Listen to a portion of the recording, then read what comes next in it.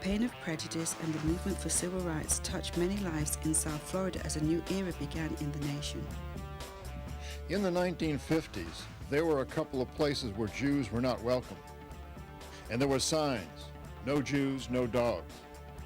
Jewish people could not even think about moving to Fort Lauderdale at that time. A lot of young professional people were going to Hollywood. They would allow us to go to the colored beach on holidays, the 4th of July, Memorial Day. That's the only time we was allowed. Then they had to get a permit from the county.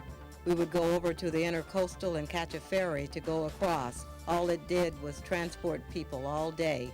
That's the only time we was allowed until the Civil Rights Movement and they could get the road in.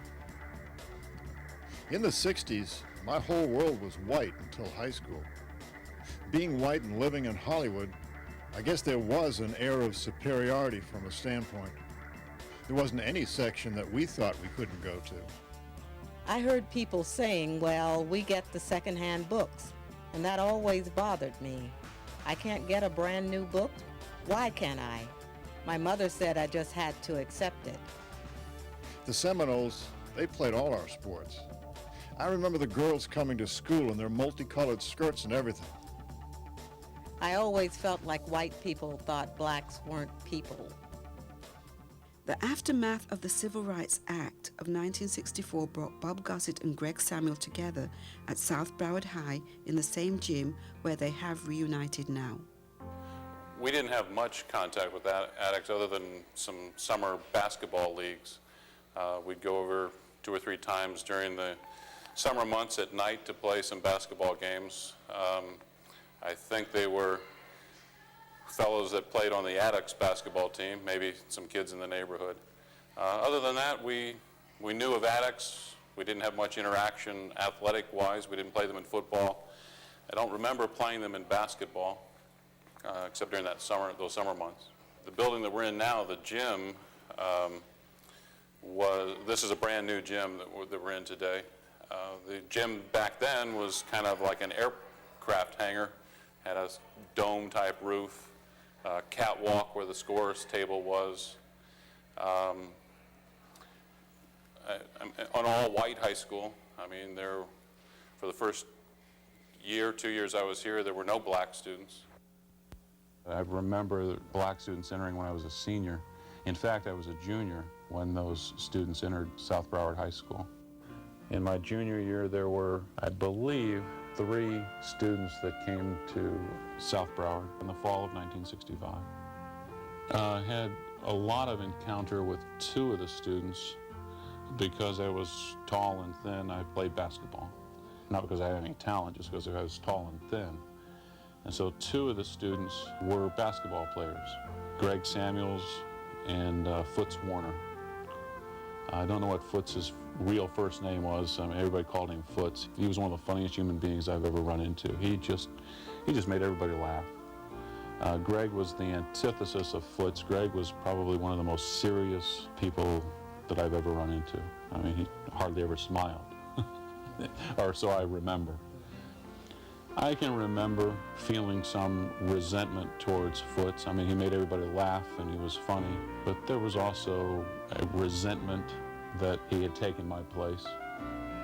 And people always have excuses, so some of us, and me included, would blame the coach. You know, the coach is just bending over backwards for those black kids. He's not giving us the equal shot. You know, we're just as good as they are, but because they're black, they're getting to play and we're not, you know. I don't remember any problems. I don't know how they were chosen or why they decided to come to South Broward, but they fit in well.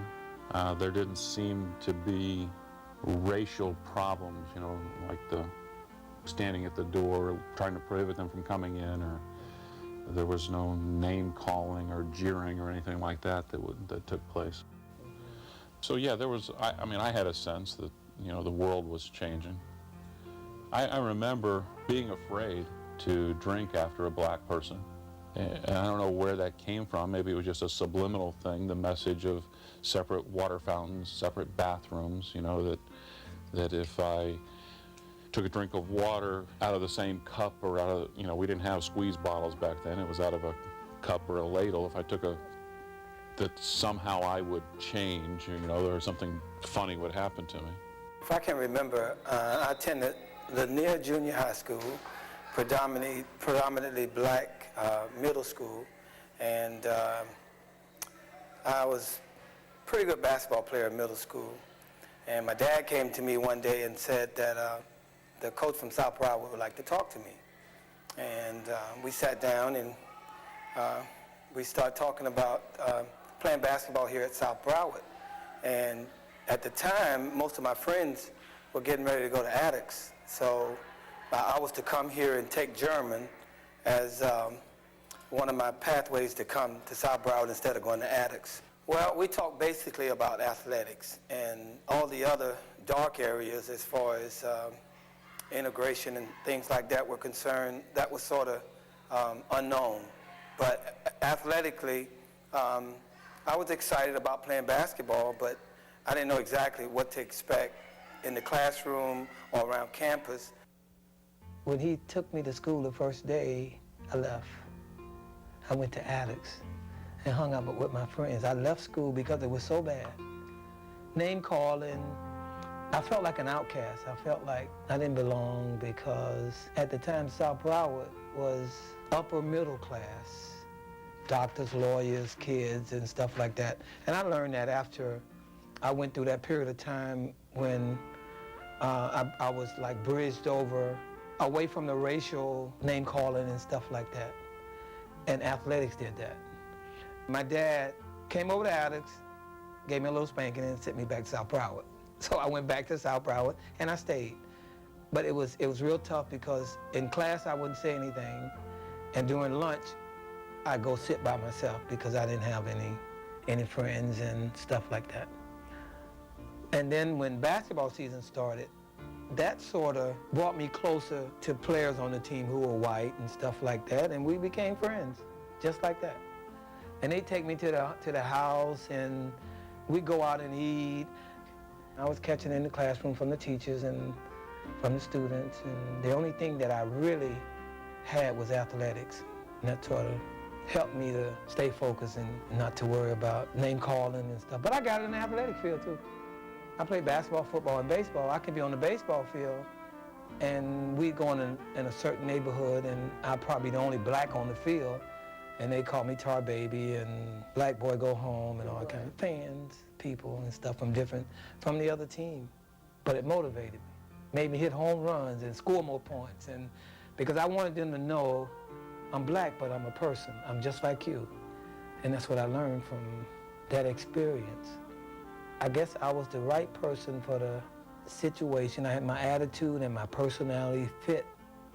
It's like I was called for that. You know what I mean? It's like a calling, and I went through that, and I had to stay, and I had to take the hits.